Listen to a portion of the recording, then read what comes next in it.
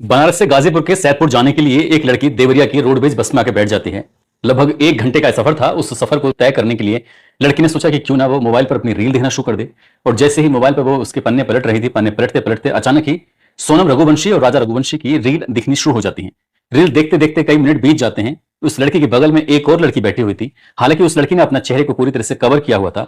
तभी बराबर में बैठी हुई लड़की बार बार कह रही थी कि तुम ये सब क्या देख रही हो, ये सब फेक है, फर्जी है, फालतू है, क्यों इसमें अपना वक्त जाया कर रही हो, वक्त खराब कर रही हो। जैसे ही ये बात वो लड़की बराबर में जो रील देख रही थी सुनती है, उसे बड़ा अजीब लग रहा था, अटपटा लग रहा था, क्योंकि पूरा देश आज इसी घटना को लेकर बातचीत कर रहा है और ये लड़की है कि इसे फालतू, फेक, फर्जी बता रही है। इसी बीच में उस लड़की ने जो इसे रील को फेक और फर्जी बताने वाली है, वहीं पास में बैठे एक लड़के से कहती है कि मुझे अपना मोबाइल दे दो, मुझे किसी से बातचीत करनी है, मुझे बहुत जरूरी बातचीत करनी है। लेकिन वो लड़का साफ साफ इनकार कर देता है कि वो मोबाइल नहीं देगा। उसे डर लग रहा था कि वो अनजान लड़की को अपना मोबाइल कैसे दे दे। तभी रील देखने वाली उस लड़की ने कहा कि आप मेरा मोबाइल ले लीजिए, जिससे चाहें उससे बातचीत कर लीजिए। वो लड़की मोबाइल लेती है और लेने के बाद बातचीत करने की कोशिश करती है, लेकिन नंबर डायल करते ही उसे रोक देती है, यानी कि बातचीत नहीं करती और उस लड़की को मोबाइल फिर वापस दे देती है।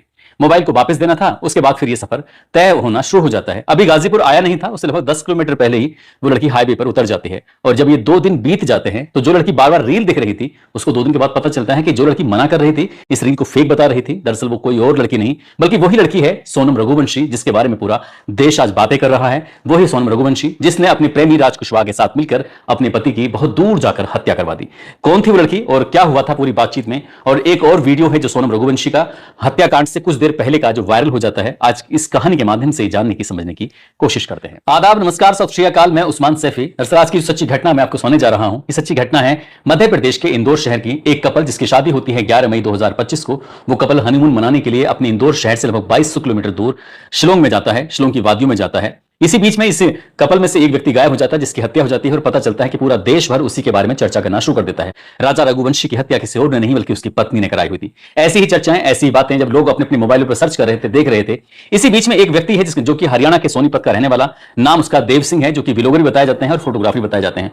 वो अपने 15 जून 2025 को अपनी ही खुद की वीडियो रिकॉर्ड की हुई उन्हें देख रहे थे और देखते देखते उनकी नजर पड़ती है अपने ही उस रिकॉर्डर पर कि वो उन्हें देखकर यकीन नहीं हो रहा था कि आखिरकार जिस इंदौर के कपिल की पूरी दुनिया भर में चर्चा हो रही है, वो इंदौर का कपल उनके मोबाइल में क्या वो रिकॉर्ड कैसे हो गया है। तब उन्हें याद आता है कि 23 मई 2025 को वो शिलोंग के पूर्वी खासी हिल एक जगह है, वो वहां पर थे। उसी की एक बोईसा डोंग पार्किंग स्थल के पास से जब वो सेल्फी पॉइंट से उतर के नीचे की तरफ आ रहे थे, तब वो वीडियो बना रहे थे। वो समय था 23 मई 2025 की सुबह 9:45 के आसपास। वो ऊपर से नीचे उतर रहे थे और तभी एक कपल है, जो कपल ऊपर की तरफ चढ़ रहा था। कपल जब उन्होंने उससे बार बार देखा, बार बार ये समझने की कोशिश की कहीं उनकी आंखों का धोखा तो नहीं है, जिसको मैं देख रहा हूं अपने वीडियो रिकॉर्डर में, क्या वही वो हैं या फिर कोई और है। तब उन्होंने गौर से देखा और गौर से देखने के बाद पता चलता है कि वो कोई और नहीं बल्कि सोनम रघुवंशी और उसके जो पति हैं, जिसका नाम राजा रघुवंशी, वो होते हैं। उन्हें देखते हैं और देखने के बाद देख क्या रहे थे कि जो सोनम है वो आगे चल रही है और राजा रघुवंशी है वो पीछे पीछे चल रहे हैं। सोनम रघुवंशी के हाथ में एक डंडा होता है, साथ ही गले में एक छोटा सा बैग पड़ा हुआ था, उसमें कुछ जरूरत के सामान वगैरह रखे होंगे। हाथ में एक पॉलिथीन है, उस पॉलिथीन में कुछ अंदाजा लगाया जा रहा था, जैसे कि उनकी एक जैकेट थी काले और लाल रंग की, शायद वो जैकेट हो सकती है। उन्होंने ब्लैक कलर की टी शर्ट पहनी हुई है, ब्लैक कलर की पैंट पहनी हुई थी और साथ ही उस पर एक ब्लैक कलर की टी शर्ट के ऊपर एक व्हाइट रंग की शर्ट डाली हुई थी। आखिरकार ये लड़की आगे चल रही है और उसके ठीक पीछे राजा रघुवंशी चल रहे हैं। राजा रघुवंशी के हाथ में पानी की बोतल लगी हुई है जो लेफ्ट साइड में है। साथ ही उन्होंने कट स्लीव की एक टी शर्ट पहनी हुई थी, ऊपर जो कंधे पे अपने एक शर्ट डाली हुई है। उनके गले में भी एक छोटा सा बैग है जिसमें शायद जरूरत का कुछ सामान रखा हो। और इसी तरह से वो आगे बढ़ रहे हैं, लड़का और लड़की, इनकी दोनों कपल आगे बढ़ रहे हैं। इसी बीच में एक और व्लॉगर है जो साथ में चल रहा है, लेकिन देव सिंह अचानक उनकी तरफ रिकॉर्ड करते करते उनके पीछे को भी मोबाइल को अपने उस रिकॉर्डर को घुमा देते हैं और देखते क्या है कि वो थोड़ा दूर तक चले जाते हैं। इस वीडियो को भी हम अपनी वीडियो में दिखाने की कोशिश करेंगे कि आखिरकार वो किस तरह से रिकॉर्डिंग कर लेते हैं। कुछ इस तरह का वीडियो था। उसे रिकॉर्ड करने के बाद वो अचानक से 15 जून 2025 को अपने मोबाइल पर देख रहे थे और देखते देखते उन्हें लगता है कि ये तो वो इंदौर का कपल है जिसके बारे में आज पूरा देश चर्चा कर रहा है। फिर उन्होंने उस दिन की जितनी भी रिकॉर्डिंग थी उस रिकॉर्डिंग को देखना शुरू किया तो उसमें कुछ और भी चौंकाने वाली बात सामने आती है। दरअसल उनके पता चलता है कि लगभग इस वीडियो रिकॉर्ड से 20 मिनट पहले 3 वो लड़के जिनको पुलिस ने गिरफ्तार कर लिया, जिसमें विशाल चौहान, आकाश राजपूत, आनंद कुर्मी, उन तीनों को भी उस 20 मिनट से पहले देखा गया था। फिर ये वीडियो दोनों वो मेघालय की पुलिस को भी उपलब्ध कराते हैं। साथ ही एक वीडियो सोशल मीडिया पर अपलोड कर देते हैं, ये बताते हुए कि इस वीडियो को आप मेघालय की पुलिस को सुपुर्द कर देना, हो सकता है कि मेघालय की पुलिस का ये काम आ जाए। बस इतना था कि ये वीडियो जैसे ही 16 जून 2025 को अपलोड किया जाता है, सोशल मीडिया के अलग अलग प्लेटफॉर्म पर इतनी तेजी के साथ वायरल होने लगता है कि करोड़ों लोग इसको देखना शुरू कर देते हैं। करोड़ों लोग जब देख रहे थे तब उस पर वीडियो बनती है, न्यूज चैनल वाले अपना काम करना शुरू कर देते हैं, सोशल मीडिया इन्फ्लुएंसर भी अपना काम करना शुरू कर देते हैं, इस वीडियो के बारे में पूरी बड़ी बारीकियों से बताना शुरू कर देते हैं। कुछ मीडिया कर्मी इस देव सिंह के पास जाते हैं, उससे जानने की कोशिश कर रहे थे कि आपके पास ये वीडियो कैसा आया। तब उन्होंने बताया कि जिस जगह पर वो घूमने के लिए जा रहे थे उस जगह पर वो घूमकर आ चुके थे। जब ये वापस आ रहा है तब रास्ते में एक कपल मिल जाता है। उसे नहीं पता था कि ये सिर्फ अचानक इत्तेफाक था, कोई प्लानिंग नहीं थी, किसी तरह की कुछ ऐसा नहीं था कि साहब इसका रिकॉर्ड ही करना है। तो सामने पड़ जाते हैं और ये बात ना सोनम जानती थी ना राजा रघुवंशी जानता था। इस देव सिंह का यह दावा है कि शायद इसके हत्याकांड से पहले का यह अंतिम वीडियो है, अंतिम फोटोग्राफी जहां दोनों एक साथ देखे गए थे। दरअसल इंदौर का कपल जिसमें राजा रघुवंशी और सोनम रघुवंशी की शादी 11 मई को होती है, उसके बाद 20 मई को प्लान बनाते हैं कि पहले गुवाहाटी जाएंगे, मां कामाख्या देवी के दर्शन करेंगे, उसके बाद शिलोंग के अलग अलग इलाकों में जाकर घूमेंगे और वहां घूमने के लिए निकलते हैं। 22 तारीख को ये नॉन ग्रियाट एक जगह लगती है, गांव लगता है, वहां रात को रुकते हैं। उसके बाद सुबह को इस जगह पर पहुंचते हैं। जो जगह थी वो पार्किंग स्थल था। पार्किंग स्थल के बारे में बताया जाता है कि लगभग 3000 जो स्टेप है उनको पार करना पड़ता है, चढ़ना पड़ता है और इसे चढ़ने के लिए कई घंटे बीत जाते हैं। जब ये वहां पहुंचते हैं तो राजा रघुवंशी और सोनम रघुवंशी वहां पहले से मौजूद होते हैं। इसी बीच में पता चलता है कि जो 3 और साथी थे जिनको पहले से भेजा गया था, विशाल चौहान, आकाश राजपूत, आनंद कुर्मी, वो पहले से मौजूद थे। इसी बीच में राजा रघुवंशी अपनी पत्नी सोनम रघुवंशी से बोलते हैं कि उनको बहुत तेज टॉयलेट आ रहा है और वो मौका पाते कहते हैं कि मैं टॉयलेट करने के लिए जा रहा हूं। जैसे वो एकांत में जाते हैं, वहां पहले से तीनों कातिल मौजूद होते हैं। इसके बाद विशाल बहुत तेजी के साथ उनको धारदार हथियार मारते हैं, जिसकी वजह से सिर्फ 2 ही बार लगने से उनकी मौत हो जाती है। और उसके बाद फिर ये एक मीडिया कर्मी ने ये दिखाने की कोशिश की थी कि जिस जगह से वो लाश फेंकी गई थी, दरअसल वो एक ऐसा सेल्फी पॉइंट है जहां पर नीचे झांक के देखेंगे तो कई हजार फुट की गहराई है उस जगह की और वहां दूर दूर तक शायद कोई आदमी दिखाई भी नहीं देता है। तब शायद सोनम रघुवंशी ने अपनी आंखों के सामने ये सब होते हुए देखा और उसके बाद इन तीनों हत्यारों ने राजा रघुवंशी को पकड़ा। पकड़ने के बाद पूरी ताकत से उस खाई में फेंक दिया, जहां जाने के बाद उनको ढूंढ पाना बहुत मुश्किल था। जब ये पकड़ी जाती है सोनम, तो मेघालय की पुलिस इनसे सवाल करती है कि सोनम, तुम इतने अच्छे घर से ताल्लुक रखने वाली हो, तुम्हारे परिवार के लोग इतने अच्छे हैं, पढ़े लिखे हैं, सब कुछ है, तुमने अपने ही एक प्रेमी यानी कि राज कुशवाहा के वजह से आखिरकार तुमने राजा रघुवंशी की हत्या क्यों कर दी? इसके पीछे क्या बात है? तुम्हें डर नहीं था कि तुम पकड़ी जाओगी? तब वो पुलिस के सामने ऐसा बताया जाता है कि बयान देती है कि उसे 1% भी उम्मीद नहीं थी कि वो पकड़ी जाएगी और उसके लिए बहुत अच्छी से तैयारी की थी, पूरी जानकारी जुटाई थी, पूरा रिसर्च किया गया था, ऐसे स्थान को चुना गया था जहां पर बॉडी आसानी से ना मिल सके। लेकिन उसकी किस्मत खराब थी।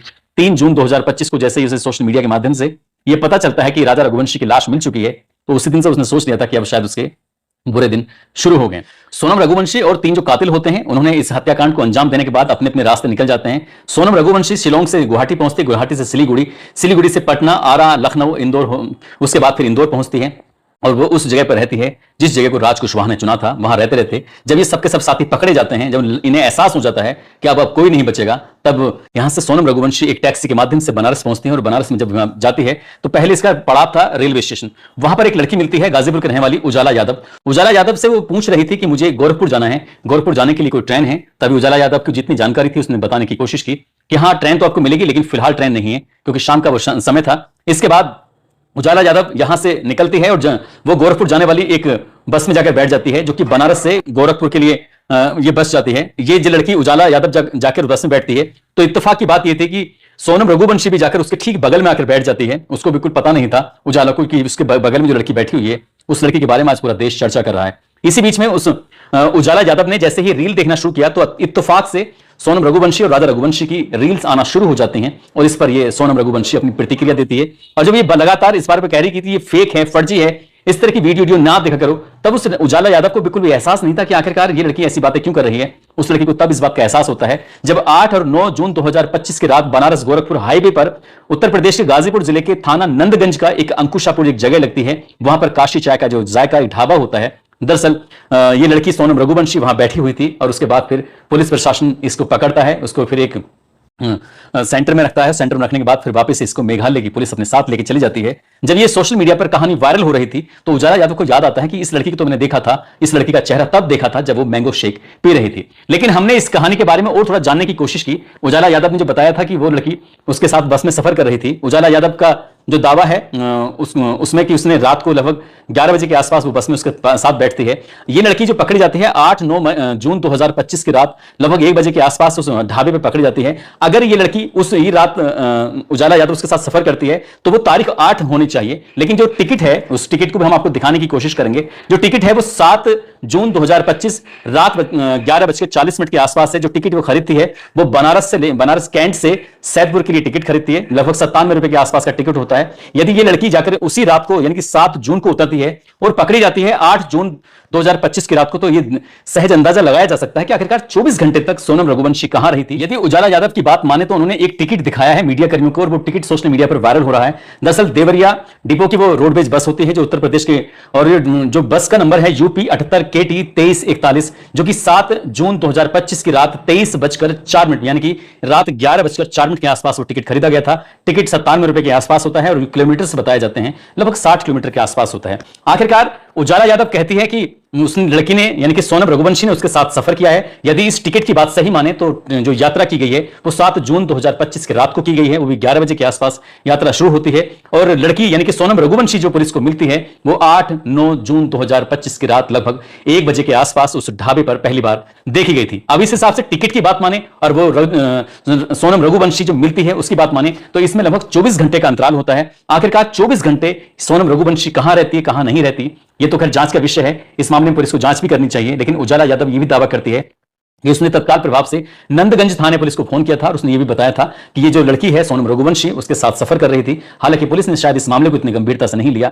इसके बाद इस उजाला यादव नाम की लड़की जो कि गाजीपुर के रहती है उसने फिर जो राजा रघुवंशी है उसके भाई सचिन रघुवंशी को फोन करके बताया और पूरा वाकया बताने की कोशिश की थी। आखिरकार उस बस में क्या क्या हुआ था क्या क्या नहीं, ये बात भी सोशल मीडिया पर बहुत तेजी के साथ वायरल हो जाती है। क्या उजाला यादव खुद को हाईलाइट करने के लिए सब कर रही है, क्या वो सच बोल रही है, ये पुलिस जांच करेगी। पुलिस जांच करेगी नहीं करेगी, लेकिन सोशल मीडिया पर आज इस घटनाक्रम की बहुत ज्यादा चर्चा हो रही है। दोस्तों, इस पूरे घटनाक्रम को सुनाने का उद्देश्य किसी को परेशान करना नहीं है, किसी का दिल दुखाना नहीं है, बल्कि आपको जागरूक करना है, आपको सचेत करना है। और जाते जाते आगरा के रहने वाले हैं शौर्य यादव, मुन्ना यादव, मऊ के रहने वाले मधु गुप्ता, दिवाकर दिलदार, सोफिया, आज इनकी जन्मदिन है। इनको जन्मदिन की ढेरों सारी शुभकामनाएं, बहुत बहुत मुबारकबाद। और साथ ही गोरखपुर के रहने वाले अर्जुन और उनकी पत्नी रेनू हैं, आज इनकी शादी की सालगिरह है। इनको शादी की सालगिरह की बहुत बहुत शुभकामनाएं, बहुत बहुत मुबारकबाद। और कुछ लोगों ने नाम लेने की अपील की है, जिसमें मजहर अंसारी, माही नूर, हाशिम अहमद, विनय सिंह, भेरू गुज्जर, जुबैर खान, रंजीत पासवान, अलीम खान, गोपाल सिंह, कलीम खान, योगेश सिंह, गगनवीर सिंह चौधरी, अफशा अहमद, भावना शुक्ला, संजय गौतम,